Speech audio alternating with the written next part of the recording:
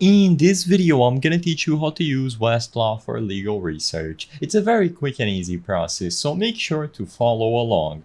Regardless of which version or type of Westlaw you have, as you can see I am using Westlaw Classic, you will be able to use it for legal research. Make sure you are signed into your account with either a trial or a subscription active, and once you arrive at this page, aka your dashboard, you can start the process of browsing through all of the articles that they have available, all the court orders, cases, etc. Everything will be available for you to view at your own pleasure. So you can either use the search function in here and browse through different options, so you have terms, citations, databases, and you can cycle them through state, federal, court, circuit, etc. Everything will be widely available, and as you can clearly notice, since there are plenty of options to show, I won't be able to cover all of them in this video.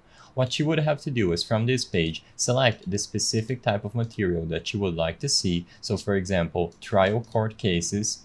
You will be redirected to another page, and usually when you click anything under the table of contents, you can filter them by state or topic. So like I said, just go ahead and choose any state available, and you can see the recent documents currently published on that specific state for the option that you selected. So for me, it's going to be trial court orders.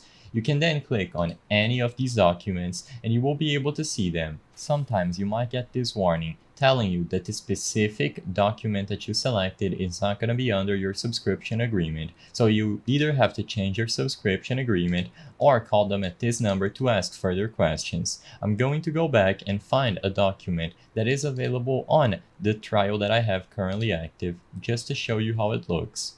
And as you can see, when you click on any document, you will be able to see all of the pages. You can click on this option, Table of Authorities, to see everyone who is present in here, everything included, and everything is widely available for you. Unfortunately, there's not much information that I can give you, but you are free to do your own exploring and research as needed, as long as you have access to the website.